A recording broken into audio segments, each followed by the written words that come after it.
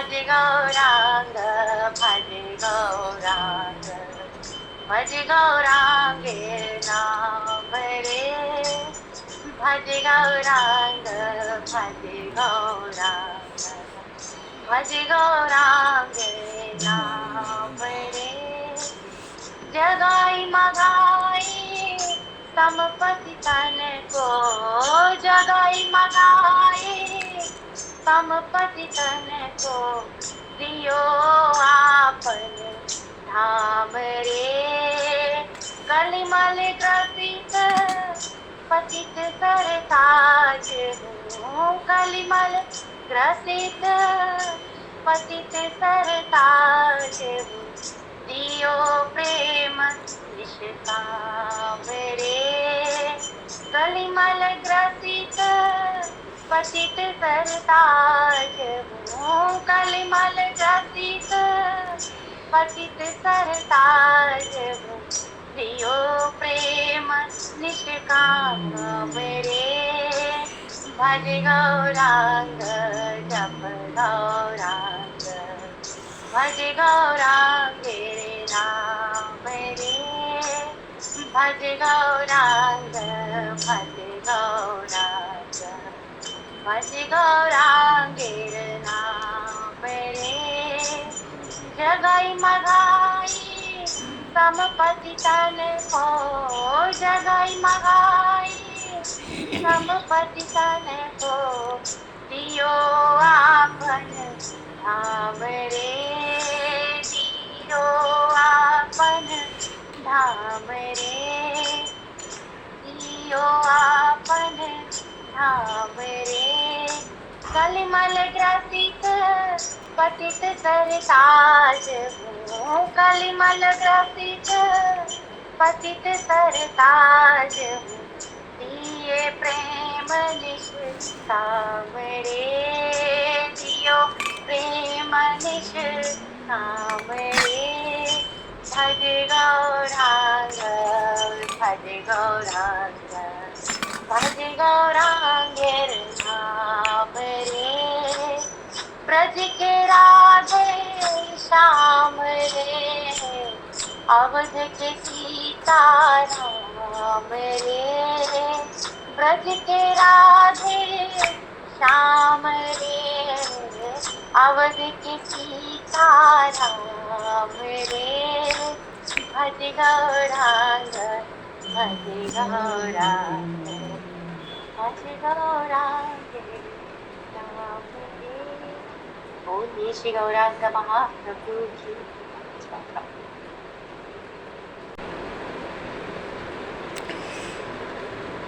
हरिशरण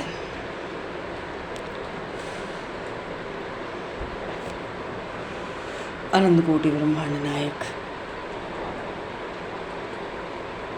सर्वेश्वर पूर्ण परात्पर ब्रह्म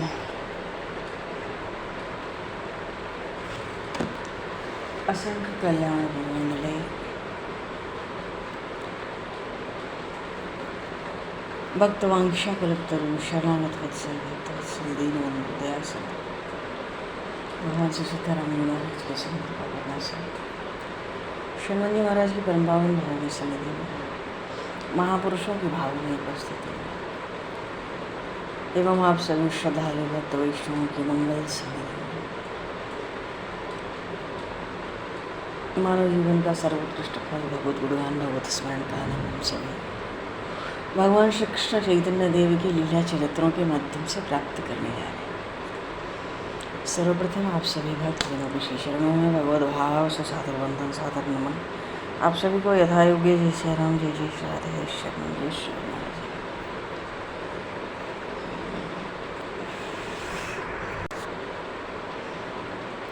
शरण कर्पूर गौरम करुणावतारम संसार सारम भुजगेन्द्रहारम सदा वसन्तं हृदयारविन्दे भवं भवानि सहितं नमामि भवं भवानि सहितं नमामि।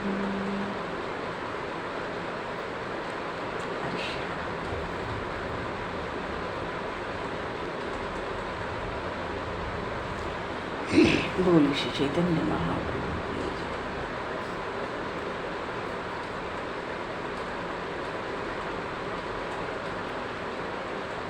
तृणादपि सुनिजेन तरोरपि सहिष्णुना अमानिना मानदेन कीर्तनीयः सदा हरिः।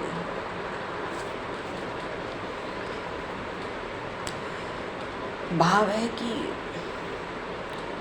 जो भगवान के प्रेमी अनन्य रसिक जन हैं, भक्त जन हैं, अपने आप को तृण से भी नीचा समझते हैं। समझना चाहिए।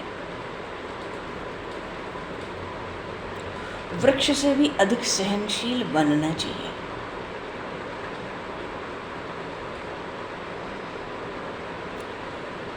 स्वयं तो सदा अमानी ही बने रहना चाहिए, किंतु दूसरों को सदा सम्मान प्रदान करते रहना चाहिए। भगवान श्री राम ने भरत जी से कहा, सब ही मान प्रद आप अमानी, सबको मान देने वाला और स्वयं अमानी रहने वाला, मान सम्मान कुछ भी न चाहने वाला, मिले तो भी जल्दी स्वीकार न करने वाला। सब ही मान प्रद आप अमानी, भरत प्राण सम ते मम प्राणी। गोस्वामी जी ने एक जगह विनय में श्री जानकी मैया से विनती करते हुए कहा कि माता, आप तो प्रभु के स्वभाव को जानती हैं। निज गुण अरिकृत अनहितो दास दोष सुरति किए न दान की, बान है विसारणशील और मानद अमान की। करुणा निधान भगवान की ये प्रकृति है। बान है विसारणशील, क्या है? ऐसे ही है। बान है विसारणशील और मानद अमान की। निज गुण अरिकृत अनहित दास दोष सुरति किए न दान की। भगवान श्री राम को ये विनय में गोस्वामी जी माता जानकी से कह रहे हैं, आप तो करुणा निधान भगवान की प्रकृति जानती हैं, उनको अपना गुण कभी याद नहीं रहता। कोई शत्रु उनका अनिष्ट कर दे वो कभी याद नहीं रहता। और तभी तो शत्रु रावण का भाई आया, शरण में ले लिया तुरंत। बल्कि भीतर भीतर प्रभु पछता रहे थे कि विभीषण को क्यों आना पड़ा। विभीषण के पास तो मुझे स्वयं जाना चाहिए था। वहां जाकर भी रावण पर कृपा करना चाहते हैं। अंगद को इसीलिए तो दूत बना के भेजा। लंका में जाकर सुबेल पर्वत पर बैठकर तो अरिकृत अनहितो, कोई शत्रु कुछ अनिष्ट कर दे, छोटा बड़ा, भगवान याद रखते ही नहीं।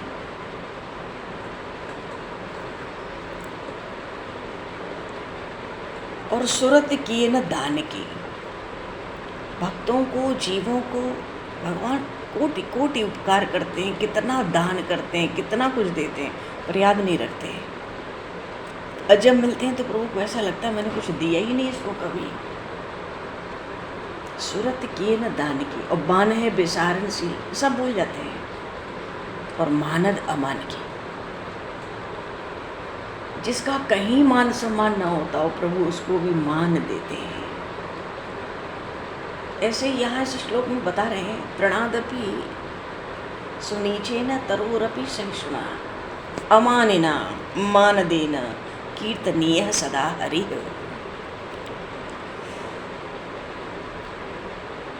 तो तृण से भी अपने को छोटा नीचा समझना। अच्छा, तृण से नीचा क्या होता होगा? घास फूस पे चलते हैं और पैर में कोई पादुका ना भी हो तो भी पैर रखेंगे तो बेचारे वो तृण तो दब ही जाते हैं, हमारे पैरों के नीचे चिप ही जाते हैं। तो तृण से नीचा क्या होता है? तृणादपि सुनीचेन, अपने आप को, ये श्री चैतन्य महाप्रभु की शिक्षा है भगवान के भक्तों के लिए वस्तुतः। उसमें पहला लक्षण कहते हैं अपने आप को तृण से नीचा समझना। तो तृण तो सबसे नीचे हो, पैर रख दो तो और चिप जाए, दब जाए। अब उससे नीचे क्या होता है? तो भाव करते हैं महापुरुष, जैसे अब तृण के ऊपर हम पैर रखते हैं तो दब जाता है, ठीक है, और हटा लेते हैं पीछे पीछे, धीरे धीरे वो खड़ा भी हो जाता है समय के साथ, और धीरे धीरे वो घास फूस खड़ी हो जाती है, हम तो आगे बढ़ जाते हैं पैर रख के। महाप्रभु कहते हैं भक्त को ऐसा नहीं चाहिए, प्रेमी भक्तों को तो बिल्कुल नहीं चाहिए, क्योंकि तृण पीछे खड़ा हो जाता है, पीछे खड़ा नहीं होना है। इसलिए तृण से भी छोटा, तृण से भी नीचा। अब कैसे समझें इस बात को? मानो किसी ने एकांत में हमें पाके 100 बात सुनाई ऊपर नीचे, एकांत में हमें 10 बात सुनाई, और जहाँ हम अपराधी भी नहीं थे, दोषी भी नहीं थे, फिर भी ये नहीं कि जिसने सुनाई वो चला जाए तो उसकी निंदा, उसमें दोष दिखाएं दूसरे को कि भाई इस फलाने ने, इस अमुक व्यक्ति ने हमें 10 बात सुनाई, हमारा दोष भी नहीं था, हमारा अपराध भी नहीं था। महाप्रभु कहते हैं ये नहीं चाहिए, ये तो तृण के समान है। तृण को दबाओ तो दब जाता है, हटा लो पैर तो उठ जाता है।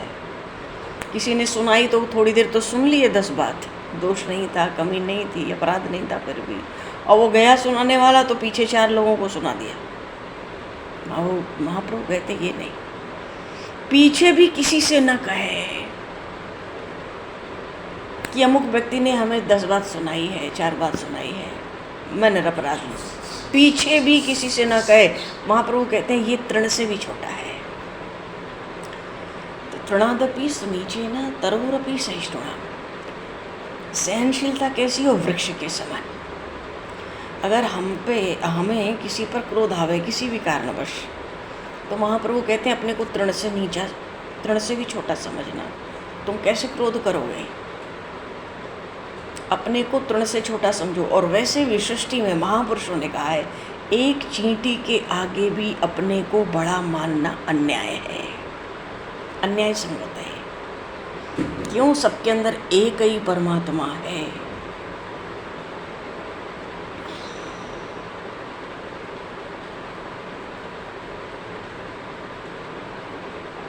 कोई भला बुरा नहीं है। जीवन में जो भी हमारे आता जाता है वो सब परमात्मा की इच्छा से ही आता जाता है।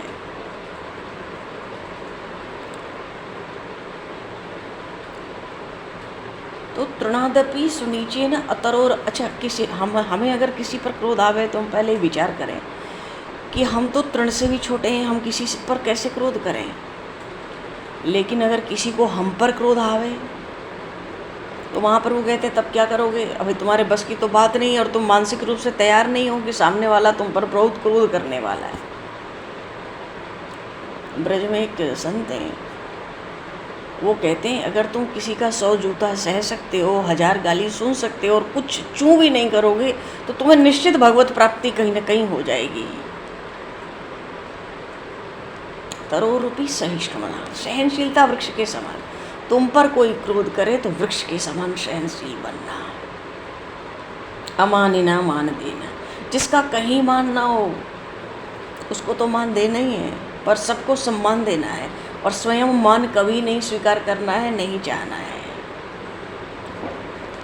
चाहना तो है ही नहीं, और सम्मान स्वीकार भी नहीं करना है जहाँ तक हो सके, क्योंकि महापुरुषों ने प्रतिष्ठा को शुरू करी विष्ठा कहा है।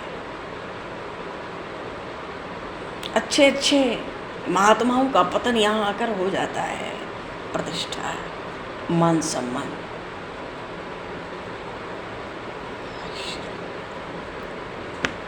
तो स्वयं अमानी बने रहें, दूसरों को सदा सम्मान देते रहें, अपने को ऐसा बना लें, और फिर श्री कृष्ण कीर्तन करें तो हम श्री कृष्ण कीर्तन के वस्तुतः अधिकारी हो जाएंगे। तब हम श्री कृष्ण कीर्तन के अधिकारी बनेंगे, जब हम में इतने गुण होंगे,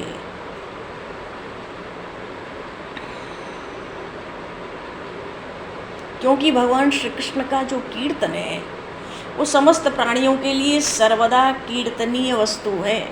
पर हम कीर्तन करने के अधिकारी तभी बने कि तृणादपि सुनीचेन तरोरपि सहिष्णुना अमानिना मान देना कीर्तनीय सदा हरि है। भक्तगण कहीं दास्य, कहीं सख्य, कहीं वात्सल्य, कहीं शांत और मधुर, इन पांचों भावों से, ये पांच भाव भगवान की भक्ति योग के उपासना के रंग बिरंगे पुष्प हैं, भगवान को बड़े प्यारे लगते हैं।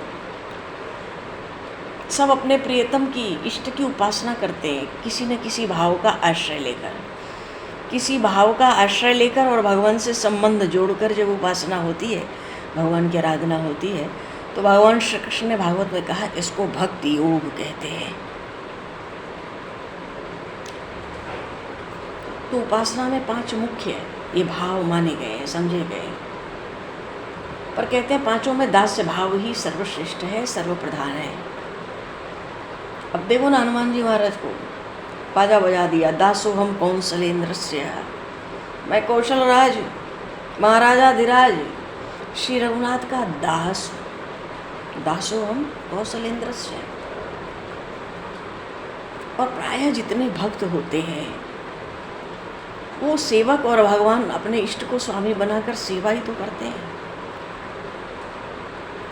जन्म से लेके, जन्म से नहीं, माँ के गर्भ से लेके अभी तक भगवान ने जीव पर करोड़ों उपकार किए हैं। गोस्वामी जी एक जगह विनय में कहे कि उन करोड़ों उपकार को धीरे धीरे एकांत में बैठ के स्मरण करो और उसके बाद सावधानी से तत्परतापूर्वक भगवान की सेवा करो। भक्त चाहते हैं दास्य भाव से सेवा करो, और जब शरीर पूरा हो जाए तो भगवान की नित्य धाम में कोई सेवा मिल जाए, बस प्रभु के चरण कमल में पड़े रहें। भगवान स्वयं, महापुरुष कहते हैं भगवान तो स्वयं अपना प्रेम देने के लिए लालायित है। यहाँ तक कि जो ब्रह्मज्ञानी ज्ञानी होते हैं उनको जब निजानंद प्राप्त हो जाता है और वो निजानंद में मगन हो जाते हैं, भगवान उनका भी निजानंद टिकने नहीं देते। उन ज्ञानियों को भी उस निजानंद से भगवान हिला देते हैं। क्यों? अपना प्रेम देने के लिए उन ज्ञानियों को भी प्रभु लालायित हो जाते हैं। किसी भी मनुष्य के साथ न कोई वस्तु स्थिर रहेगी, न कोई व्यक्ति और न कोई परिस्थिति। हमारे जीवन में ये तीनों निरंतर बदलती हैं। क्यों? ये भगवान का निरंतर आवाहन है। भगवान अगर एक ही परिस्थिति दे दें, एक ही व्यक्ति का साथ जन्म भर, जन्म से लेके मरने तक दे दें, एक ही तरह की बढ़िया बढ़िया वस्तु हमेशा बनी रहे, कौन भगवान को याद करेगा? भगवान कुछ नहीं रहने देते, परिस्थिति भी बदलते हैं, लोगों को भी बदलते हैं, वस्तुएं भी बदलते हैं, निरंतर आह्वान करते हैं मानव कि ये मेरी ओर आवे। कोई नींद में हो, सोया हो, ढंग से उठे ही ना, बड़ा ढीठ हो, पानी वानी डाल के ना उठे तो क्या करे? सुई चुबा दो, उछल के उठेगा। भगवान भी जीवन में रह रहे कि सुई चुबा देते हैं, केवल भक्तों को नहीं, सबको। तो कुछ तो एकदम जड़ होते हैं, वो कभी भी किसी स्थिति में परमात्मा की ओर नहीं देखते। उनका बड़ा भारी नुकसान हो जाए तो जो थोड़ा पूजा पाठ करते थे, कभी मंदिर जाते थे आधा किलो 1 किलो लड्डू लेके, अब वो भी नहीं जाएंगे। वो कहते ऐसे भगवान की हमें उपासना नहीं करनी है, हमें ऐसे भगवान से मतलब नहीं। हमारा ये बिगाड़ दिया, वो बिगाड़ दिया, ये नहीं बचाया, वो नहीं बचाया, वो मर गया, वो लुट गया, वो और उसका बहाना लेके छोड़, एकदम जड़। तो भगवान तो दाव खेलते हैं सुई चुबा चुबा के, कौन आएगा? भगवान हर जीव का आकर्षण करना चाहते हैं, क्योंकि जीव मात्र उनका है। अपनी वस्तु तो प्यारी होती है, चाहे काना हो, लंगड़ा हो, लूला हो, है तो अपना। अच्छा, तो पांचों भाव में दास्य भाव सर्वप्रधान कहा गया है, सर्वश्रेष्ठ कहा गया है। या कह लें कि दास्य भाव ही पांचों भावों का मुख्य प्राण है, क्योंकि दास्य भाव नहीं होगा तो सख्य भी नहीं होगा, न वात्सल्य होगा, न शांत होगा, न मधुर होगा। दास्य भाव ये है कि हम सेवक हैं, भगवान स्वामी हैं। सख्य भाव ये है कि सुदामा और श्री कृष्ण हैं। वात्सल्य भाव है, अब यशोदा मैया नंद बाबा प्रकट न होते धरती पर, महाराज दशरथ, माता कौशल्या प्रकट न होती, तो ब्रह्मांड में जीवों को जो भव सिंधु में डूब रहे हैं उनको क्या आधार मिलता भगवान का अवतार न होता तो? क्या गाते बजाते सुनते? जीव तो भव सिंधु में अनादिकाल के लिए पड़ा ही रहता। तपस्या इन्होंने की, प्रभु को वरदान लेके इन्होंने प्रकट किया ब्रह्म को अपने घर में पुत्र रूप से। कितना कितना उपकार है इनका हमारे जीवन में। ये तो भगवान के अवतार ही नहीं होते। तो दास्य के बिना वात्सल्य भी नहीं टिकता है, कोई भाव नहीं टिकता है। दास्य के बिना प्रेम हो ही नहीं सकता है, क्योंकि जो कभी दास बनना नहीं जानता वो स्वामी भी कभी बन ही नहीं सकेगा। जिसने स्वयं किसी की उपासना या वंदना नहीं की वो उपास्य और वंदनीय हो ही नहीं सकता। और तभी तो अखिल ब्रह्मांड कोटि नायक भगवान श्री हरि स्वयं अपने श्रीमुख से कहते हैं, कृतोहम तेन च अर्जुन, हे अर्जुन, भक्तों ने मुझे खरीद लिया है, मैं उनका कृत दास हूँ। क्यों? अरे भगवान तो स्वयं चराचर प्राणियों के स्वामी हैं।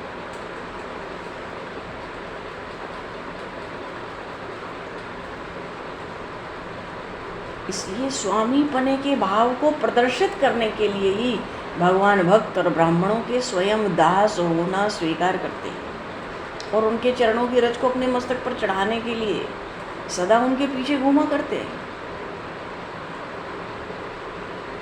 देखो, श्री चैतन्य महाप्रभु का प्रागट्य है,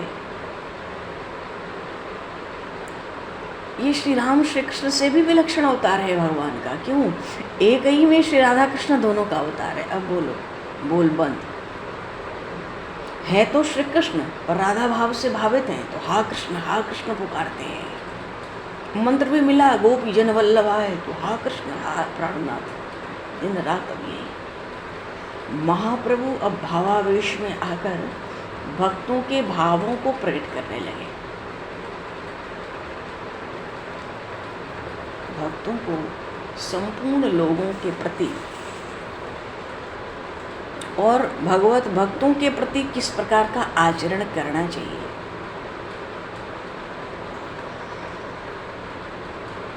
और जो भागवत हैं उनके प्रति कितनी दीनता, कितनी नम्रता होनी चाहिए, तो इसकी शिक्षा देने के लिए स्वयं आचरण करके महाप्रभु लोगों को दिखाते हैं। क्योंकि वे तो भक्ति भाव के प्रदर्शक भक्त शिरोमणि ही ठहरे। भगवान के इतने भक्तों के इतने चरित्र हैं चारों युगों में। कलयुग में भगवान श्री कृष्ण द्वापर में गए, अपनी लीला को विश्राम दे के भगवान ने धाम प्रयाण किया। 13 वर्ष बाद ही षटकोप स्वामी आ गए, श्री संप्रदाय के आचार्य हैं। कहीं रामानुजाचार्य भगवान का नाम आता, कहीं रामानंदाचार्य भगवान का नाम आता। अरे जोड़ो, श्री भगवान आचार्य चरण भगवान श्री रामानंदाचार्य से बहुत पहले श्री संप्रदाय के आद्य आचार्य तो षटकोप स्वामी हैं। कौन है ये? विश्वक्सेन जी हैं। भगवान के 16 पार्षद में सबसे प्रधान है विश्वक्सेन, जय विजय प्रबल बल अज्ञाकारी, नंद सुनंद सुभद्र भद्र जग आमयारी, चंड प्रचंड विनीत कुमुद कुमुदाक्ष करुणालय, शील सुशील सुषेण भाव भक्तन प्रतिपालय। नाभाजी ने 16 पार्षदों का नाम भक्तमाल में छप्पे में सबकी वंदना की। विश्वक्सेन सबसे प्रधान है। भगवान श्री कृष्ण धराधाम से गए और 13 वर्ष बीते, बस 13 वर्ष में आ गए ये षटकोप स्वामी। ये श्री संप्रदाय के, इसको रामानंद संप्रदाय या रामानुजाचार्य संप्रदाय कहते हैं, जो भारतवर्ष का सबसे विशाल संप्रदाय है वैष्णवों का। ये तो बहुत पीछे हुए। श्री रामानंदाचार्य भगवान साक्षात रघुनाथ जी के अवतार हैं। श्री रामानंदाचार्य जी महाराज साक्षात लक्ष्मण जी के अवतार हैं, शेष भगवान शेष के। और ये षटकोप स्वामी कब आए? बहुत पहले भगवान श्री कृष्ण गए 13 वर्ष में। इसलिए इनको श्री संप्रदाय का आद्याचार्य कहते हैं। आदि आचार्य यही है, पहले।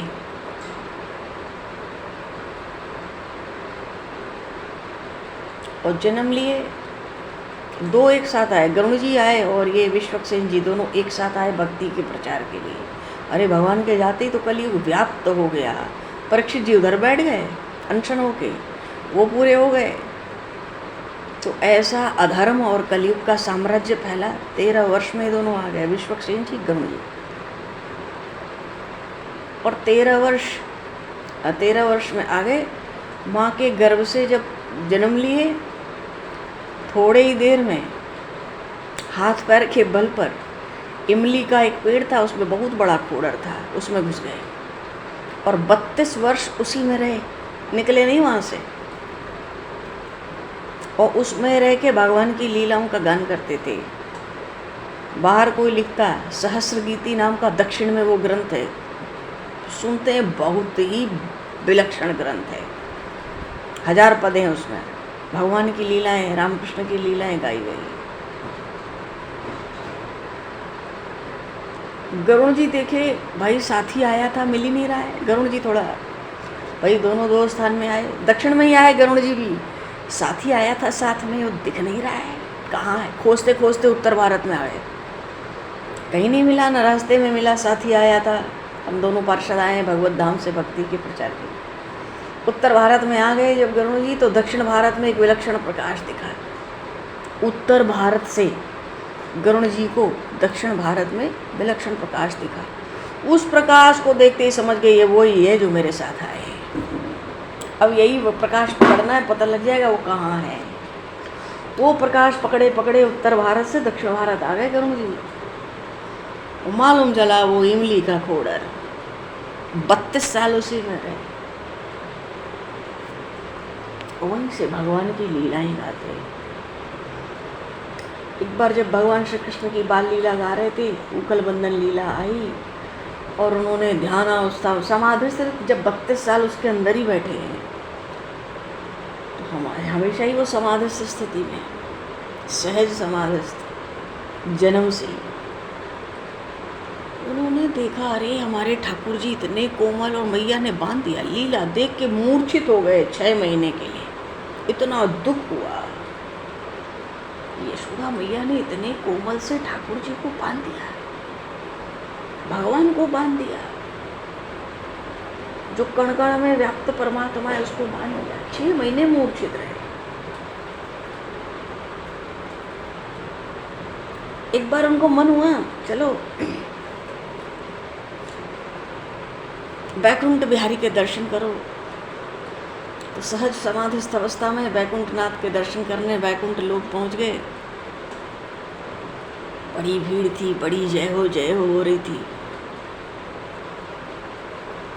ठीक से दर्शन नहीं हुआ, लौटे आए उसी समाधिस्थ अवस्था में, शरीर से कहीं नहीं गए, उसी में रहते थे इमली के कोडर में।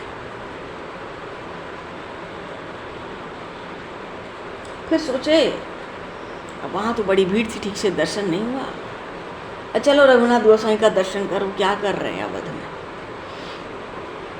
तो जब उन्होंने रघुनाथ जी के दर्शन की इच्छा की, पहुँच गए भाव शरीर से अयोध्या।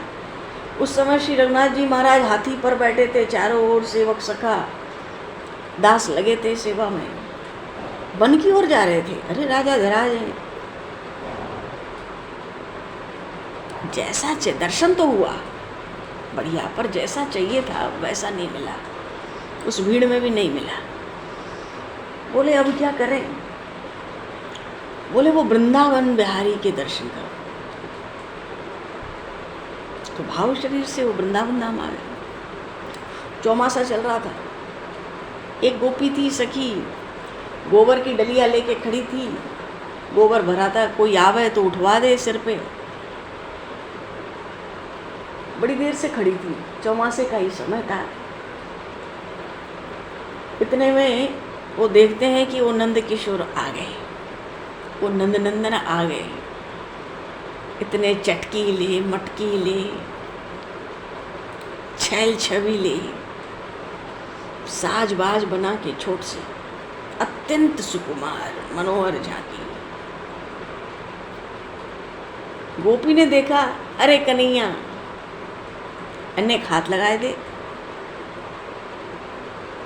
कन्हैया ने गोपी को आंख दिखाया, बड़ी गोपी तो ऊंची थी, कन्हैया छोटे, आंख दिखाया ऊपर। तो दिखे ना है मैं कितना छोटो हूं, मैं कहे ने हाथ लगाए दे। अच्छा एक बात है, मानो न मानो, भगवान श्री कृष्ण जैसा न कोई चलता है, न बोलता है, न देखता है।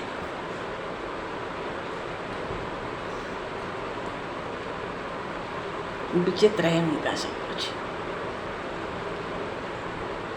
आंख दिखा के गोपी को, छोटे से आंख दिखा के सुना दी दो बात। गोपी हाथ जोड़ी, गिड़गिड़ाई, देख लाला बहुत देर से खड़ी हूँ, अब आ ही गया है तो नेक हाथ लगा दे। मैं तो जोर से उठा लूंगी, तो नेक हाथ लगा दे बस। ठाकुर जी को तो लीला ही करनी रहती है। अब ये षटकोप स्वामी देख रहे हैं वहाँ आकर के भावशक्ति से लीला दर्शन। ये तो गोपी भाई वजन ज़्यादा था गोबर का, तो थोड़े झटके से जोर से उठाई, और उठाई तो गोबर थोड़ा गीला था। गोपी ने जानबूझकर वो गीला गोबर उठाते उठाते टोकरी झटके से उठाई, कन्हैया को दिखाई कि बड़ा जोर लगा के झटके से उठाए रही हूँ, और कन्हैया के ऊपर थोड़ी टोकरी लटका दी, झुका दी। कन्हैया तो गीले गोबर में स्नान कर गए। बोलिए श्री नंद नंदन श्याम सुंदर भगवान की जय। और स्नान करके जोर जोर से हंस रहे, खूब ठहाका लगा रहे हैं, जोर जोर से मुंह पर से गोबर उठा उठा के इधर उधर फेंक रहे हैं। षटकोप स्वामी देखे, बोले बस यही ठाकुर है, यही ठीक है, ये बढ़िया है। कहाँ तो गोपी ने इतना गोबर डाल दिया, पहले तो उठा नहीं रहे थे, अब हंसी भी आ रही है। अब उस इतनी बड़ी गोपी के संग हंसी टिटोली करना शुरू कर दिए, न जाने उससे क्या क्या बात कर रहे हैं, अब उसको छोड़ ही नहीं रहे। चलो जी, भगवान की ये कहाँ से कहाँ हम लोग गए। कहने का भाव था कि महापुरुषों की कुछ चर्चा चल रही थी ना, कहाँ थे हम लोग। हाँ, चैतन्य महाप्रभु तो भक्ति भाव के प्रदर्शक हैं, भक्त शिरोमणि हैं, सबको शिक्षा देने के लिए स्वयं उनका अवतार हुआ है। अरे लोक मर्यादा की स्थापना भी तो बहुत आवश्यक होती है। मर्यादा का उल्लंघन कहीं भी नहीं किया उन्होंने। प्रभु के जीवन की यही एक बड़ी भारी विशेषता है। अध्यापकी का तो अंत हो गया, बाहरी शास्त्र पढ़ना पढ़ाना दोनों छूट गए। अब पहले वाले की कोई चंचलता नहीं है, न किसी से कोई शास्त्रार्थ करना है, न कोई वाद विवाद करना है, कोई धुन नहीं है।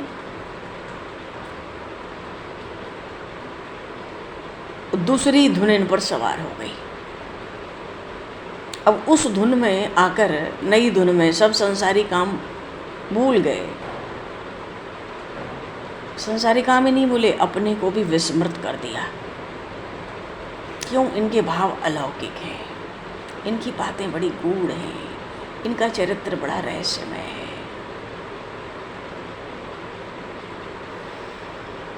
अब संसार के लोग, हम लोग स्वार्थ में सने रहते हैं, तो इन भावों को कैसे समझ सकते हैं। अब तो यह है कि नित्य प्रति प्रातःकाल गंगा स्नान के निमित्त जाना है। रास्ते में जो भी ब्राह्मण वैष्णव अवस्था से वृद्ध जो मिल जाएं, नम्रतापूर्वक प्रणाम करके उनका आशीर्वाद ग्रहण करते हैं।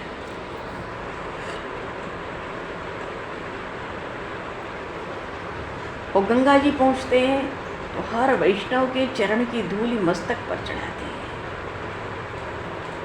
हर वैष्णव की वंदना करते हैं। भावावेश में आके वैष्णवों की कभी कभी प्रदक्षिणा करते हैं, 4-4 परिक्रमा लगाते हैं।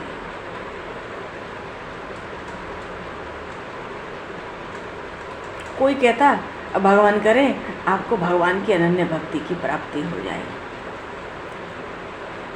कोई कहता आप प्रभु के परम प्रिय बन जाओ, और कोई कहता श्री कृष्ण तुम्हारी सब मनोकामनाओं को पूर्ण कर दें।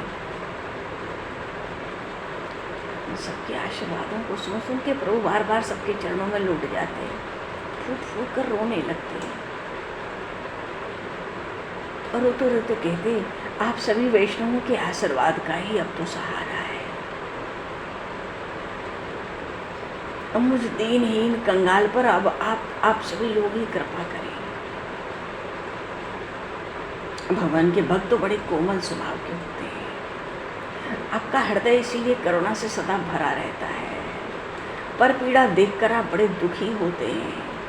अब मुझ दुखिया के दुख को भी दूर करो, अब मुझे श्री कृष्ण से मिला दो, मेरी मनोकामना आप पूर्ण कर दो, मेरे सत्य संकल्प को सफल बना दो।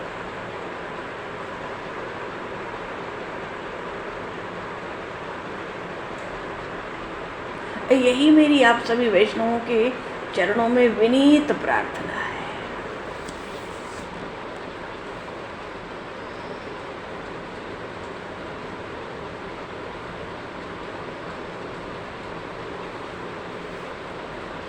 घाट पर जितने वैष्णव बैठे रहते, जो सेवा मिल जाती प्रभु वही सेवा कर देते।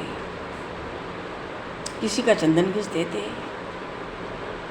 किसी की गीली धोती को धो देते, किसी के जल के घड़े, जल से भरे घड़े को उठाकर सर पर घर तक पहुंचाया था, किसी के सिर में आंवले या किसी तेल की मालिश करने लगते। मानो भक्तों की सेवा करने में सबसे अधिक सुख का अनुभव करने लगे।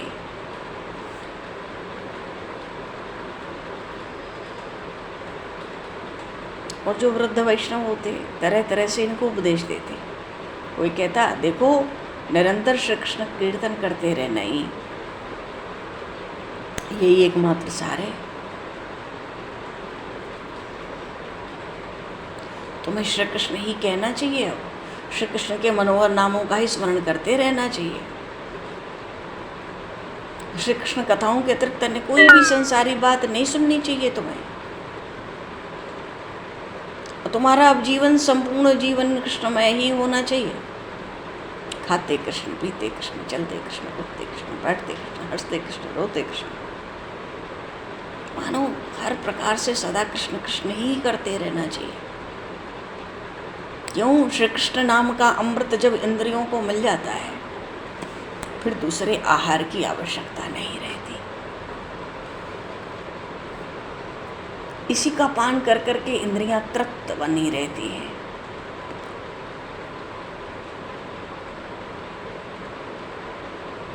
एक महापुरुष थे, ज़्यादा समय नहीं, वो कहते थे भैया ये खाने पीने की बात कौन सुने, हमारे बस का नहीं है। खाना पीना तो दूर, सुनना भी, खाने पीने की बात हमारे बस की नहीं है।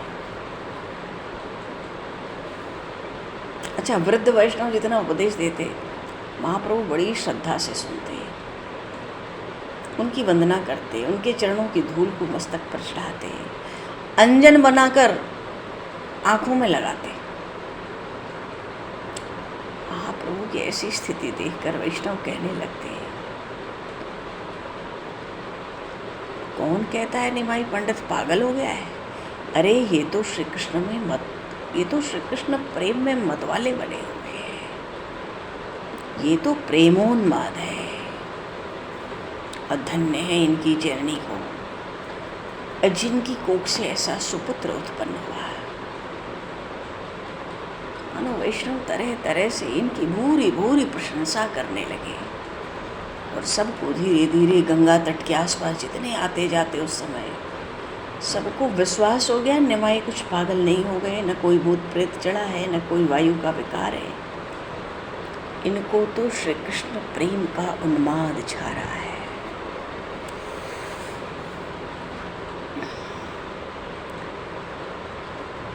आगे की स्थिति थोड़ी विचित्र है क्योंकि स्थिति अब सच्ची माता की है। विष्णु प्रिया ठाकुरानी की है। बोलिए श्री भक्त वत्सल भगवान की जय, श्री चैतन्य महाप्रभु की जय, श्री आदिवर कृष्णचंद्र भगवान की जय, श्री आवर रामचंद्र भगवान की जय, श्री गौरी शंकर भगवान की जय, श्री हनुमान जी महाराज की जय, सब संतन की जय, सब भक्तों की जय, सद्गुरुदेव भगवान की जय। भगवान अब समय को निश्चित करते हुए हमारे यहीं पर वाणी को विराम और वाक्य पुष्पांजलि प्रभु के श्री चरणों में सादर समर्पित। आप सभी को भी यथा योग्य जय श्री राम, जय जय श्री राधे, हरि श्री राम, जय श्री राम।